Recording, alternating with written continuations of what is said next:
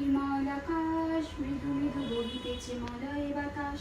মলয় পর্বতে বসি লক্ষ্মীনারায়ণ, মনসুখে দুইজনে করে আলাপন। বিনা করে হেনুকালী নারদ মহামুনি, ভক্তিবরে উভয়ের প্রণমিল তিনি। করজোড়ে লক্ষ্মীদের সমুদ্রের শিবরে, কথা কহি মাগো তোমার গোচর। নরলোক পানে মাগো চাহো একবার, মর্তবাসী অন্নাভাবে করে হাহাকার।